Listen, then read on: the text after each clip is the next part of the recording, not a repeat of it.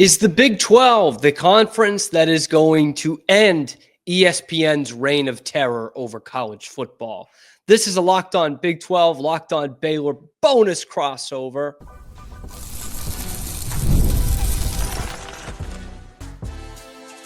You are Locked On Baylor, your daily podcast on the Baylor Bears. Part of the Locked On Podcast Network, your team every day. Happy Tuesday, everybody. Welcome to a Locked On Big 12, Locked On Baylor crossover. I'm Drake Toll from America's #1 Big 12 podcast, Locked On Big 12. That's Cameron Stewart covering all things Baylor Bears with Locked On Baylor. Thanks for making our shows your first listen every single day. We will start. It was Joe Tessitore to every other analyst on ESPN talking about the Big 12 in the last few weeks, waxing poetic about the opponents and never talking about this conference and what it means to football. And now the Big 12 will start moving games to TNT. We'll start there and then talk Baylor and BYU will meet in the Big 12 championship next season. That's Cameron Stewart's prediction. Also, the Big 12 just robbed a quarterback from the SEC. His name is Walker White. If you hit subscribe, we get to keep our jobs. Cam, let's start with that Arizona State and Texas game. You would think that a bunch of ragtag boys like Arizona State would have no business being on that football field the way that ESPN treated them. And this is a trend that dates back at the very least to 2021 when the conference sent a cease and desist to ESPN for tampering with conference affiliations. And since then, this league has gotten no respect. Dude, I thought when you were saying at the beginning, like, Tessitore didn't say anything about the Big 12. It's like, no, he just hyped it up like it was the state championship game in Hoosiers. Like, here are these farm boys. No one has given them a chance. Meanwhile, in the back of his head, it's like Tim Robinson being like, we're all trying to figure out who didn't give them a chance. And it's like, it literally felt like it was this David versus Goliath when Texas was a better team. But it's like, yeah, we did play football, major college football here for a couple of months here.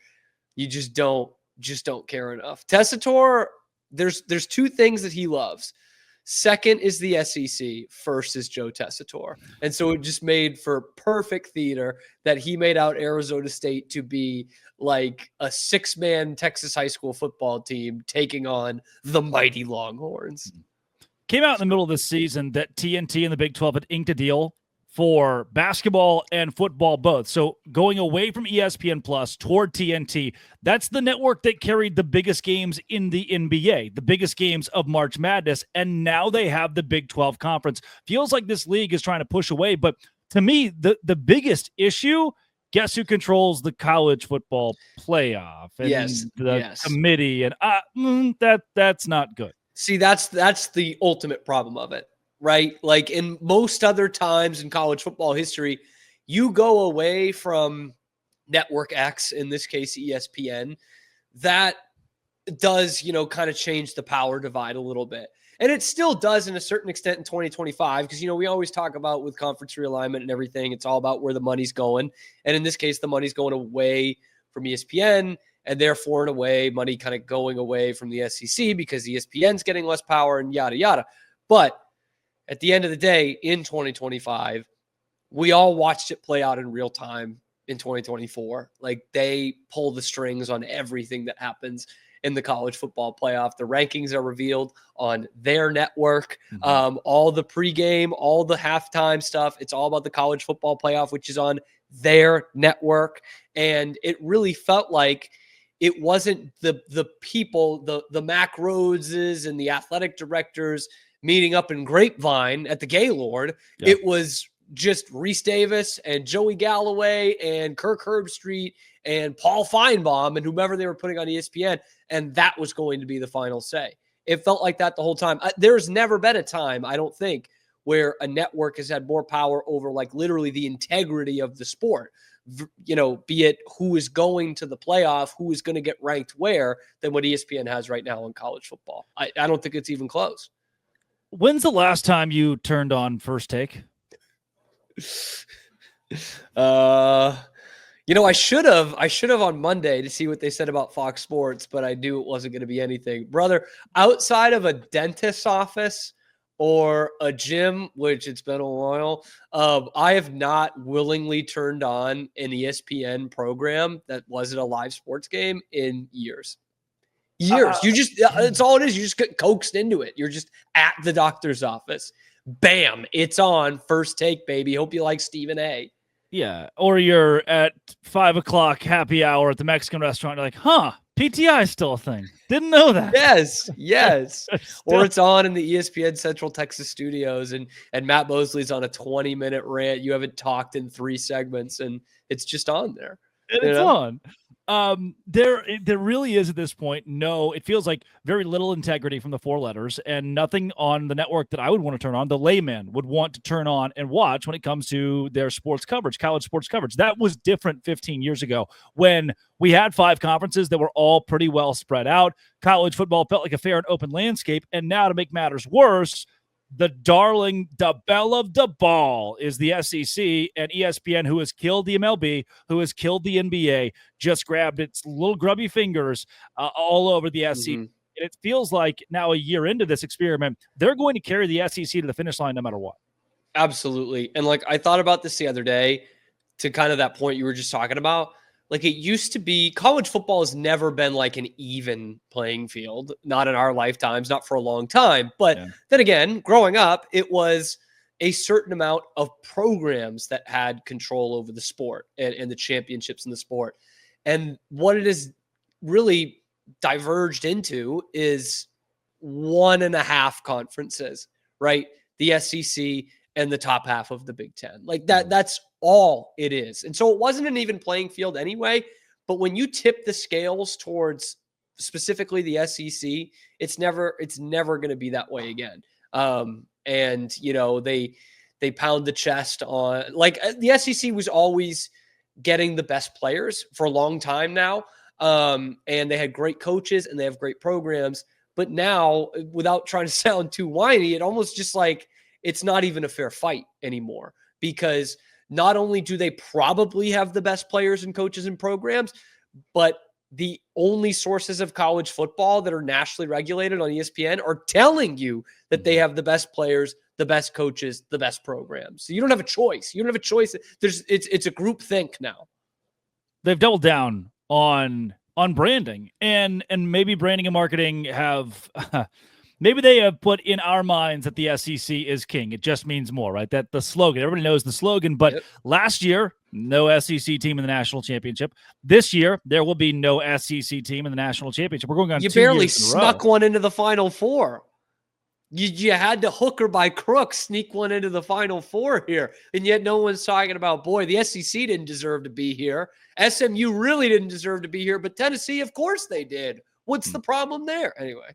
Yeah, it's become insufferable because of that league. And as someone who grew up in Arkansas fan, an SEC fan. I mean, I've been at the games and chanted SEC. I've also been at Baylor football games where they've chanted SEC at the University of Texas or against Oklahoma. And I am aware. I feel like we're all kind of aware that this isn't fair in college athletics. And the Big 12 is making a move to get away from it by going to TNT with its football product, going to TNT with its basketball product. I think overall, while it's going to hurt you with the inside traders of the College Football Playoff Committee, it is the right move long term. Coming up, Big 12 championship, way too early prediction. Cameron Stewart fingers the pulse on a Locked On Big 12, Locked On Baylor crossover.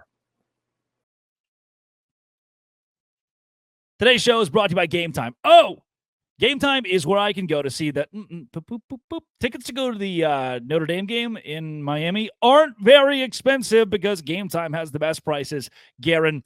Attending the new 12-team college football playoff has never been easier. It's never really existed until now, but attending the playoff in general has never been easier. Game Time has a new feature called Game Time Picks. It makes getting tickets for events even easier. Filters out the fluff to show you incredible deals. I recently used Game Time Picks to find those tickets in Miami. Like, okay, Miami flights are pretty cheap too. I can just like go to a playoff game for this. All right. The on-time ticket delivery and lowest price guaranteed gave me complete peace of mind. Take the guesswork out of buying tickets with Game Time. Download the Game Time app, create an account, use code LOCKEDONCollege for $20 off your first purchase. Again, create an account, redeem code LOCKEDONCollege for $20 off. Terms apply. Download Game Time today. Last-minute tickets, lowest prices, and that is guaranteed.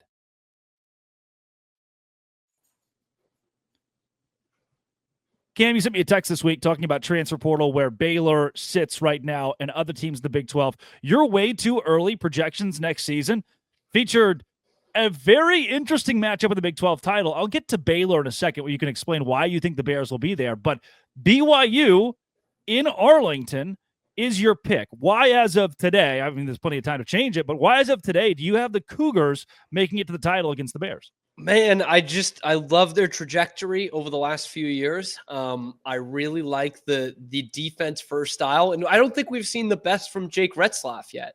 You know, because I was a guy who was really hyping up Rocco Becht coming into this year, and I like Rocco Becht, and he had a solid season, and he got his team to the Big 12 championship game. There's not much that separates Rocco Becht from Jake Retzlaff. All right, not a lot at all, if anything. And so I see that kind of Iowa State mold that finally broke through and got back to the Big 12 championship this year and finally won 10 games for like the first time ever. That mold, I think, is what's going to win long-term in the Big 12. Arizona State was built a lot from that as well. Like Arizona State kind of found their footing offensively in the back half of the season. And that's why they beat Iowa State. That's why they were a deserving Big 12 champion, because they have more firepower than the Cyclones. But it's kind of starting with that defensive base, and BYU's been building that the last really kind of the back end of the 23 season, where they almost got the bowl contention, and then all throughout 24. And I'll give you a little sneak peek for why I picked both these teams, because the way I love looking at this is, okay, especially in a great race like the Big 12, if the season were a week or two longer, who would have been there? And I think Baylor would have been there. And I think if not BYU, then Colorado would have been there. And Colorado loses a lot more than BYU does. Is that good enough? You like that? In that bowl game, the Colorado BYU bowl game didn't give me a lot of confidence in the Buffs compared to a BYU, especially if we're talking trajectory. The Baylor Bears, I mean, we can get more into how the transfer portal plays into this, but the Baylor Bears, why Baylor in the Big 12 title next year, aside from the fact that you are the host of Locked On Baylor? Well, objectively speaking, they were probably the best Big 12 team the last, I don't know, let's use an arbitrary number here, 6 weeks of the regular season. How about that? How about the last 6 games of the regular season? If they weren't the best team in the Big 12, they were certainly on the medal stand. And they bring a ton of important positions back. They need some help at receiver, but with an offense in place with Jake Spavital, that's, I don't want to say just purely plug and play, like it's just a system type thing, but it's an attractive system for good receivers to come into and to thrive in. I think they could well have the best quarterback in the conference returning in Sawyer Robertson. If Cam Scadaboo goes to the NFL draft, they probably have the best running back returning in the conference in Bryson Washington. And Dave Aranda is shaking up this defense, which it probably needed a little bit earlier. But he's fired some guys this week, which we do talk about on Locked On Baylor today. And so clearly they're trying to shore up that side of things. They've brought in some plug-and-play starters through the transfer portal. Obviously, I know Baylor and their dealings a little bit more intimately than some of the other teams. But again, I go back to that model. Back up the championship game 2 weeks. Who's going to be there? Doesn't mean anything for 24, but it might just mean something for 25. And I think Baylor would have been there. They were the hottest team in the league at the time. And they bring back probably the most in terms of skill positions, probably a little bit more than a team like Kansas State, Arizona State. Let's talk schedule, because on Locked On Big 12, always fun to mention as many Big 12 teams as possible and their outlook next season. For BYU, Portland State, Stanford, East Carolina. That's not a very hard non-conference. That's a pretty easy walk your way, especially with that Stanford game being at home. Walk your way to 3-0. Then home games against Utah, West Virginia, TCU, UCF. 2 of those teams are going through coaching changes, UCF and West Virginia. One of them being Utah had a lot of roster turnover. You stole a couple of their guys in the offseason. And then West Virginia, or I should say TCU, seems to be a pretty deadly team next year. Provo, a tough place to play. You go on the road against Arizona. They're not very good. Colorado, we don't know what they look like without Shedeur Sanders. At Iowa State is tough. At Texas Tech is tough.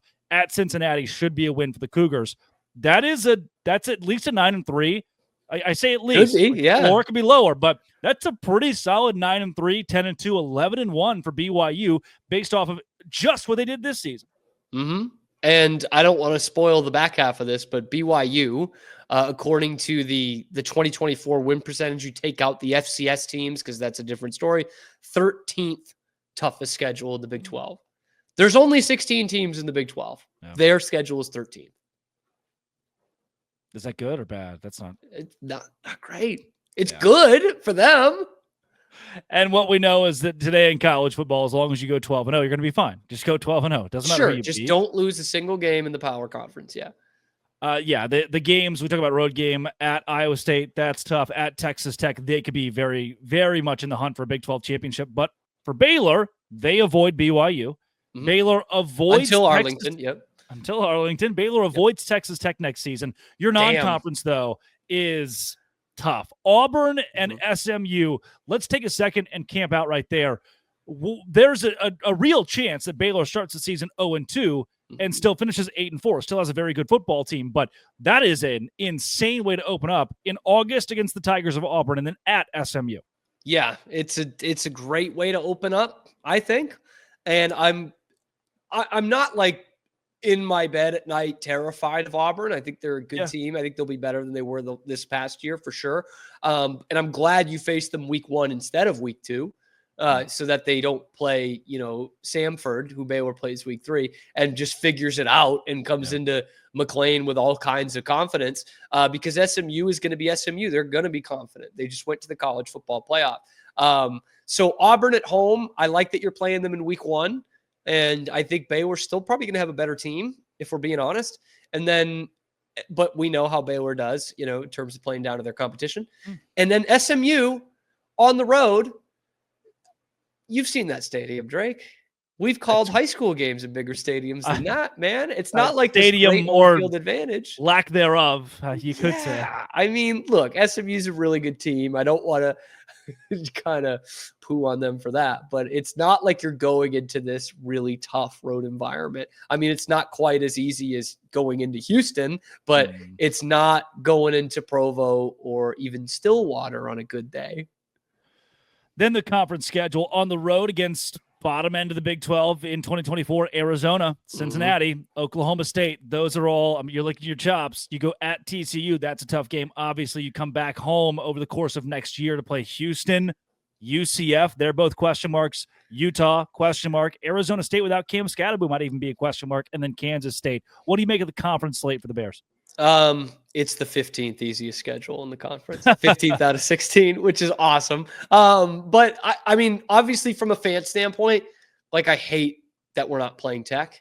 And if you just look at the home games, it actually leaves a lot to be desired from a fan standpoint, right? Like you have one in-state game and it's Houston, for home games. Like that kind of stinks. That's not going to bring a lot of juice to the place, but it also means you won't be playing as a road team in McLean Stadium at any point during the year. So obviously the Utah matchup is going to be big if it's early in the year.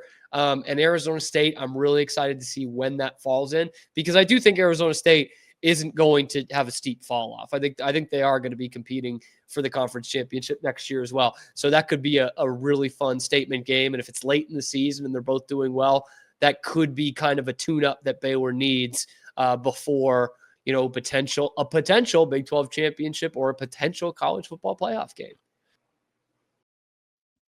Thanks so much to Drake for having me hop on the show, talk a little Big 12 football and why Baylor's going to be right in the thick of things next year. He's going to be joining us later this week as well as we talk about the recruiting battle between the SEC and the Big 12 and why it might not be very much different than you think. There's not as big a gap as you think.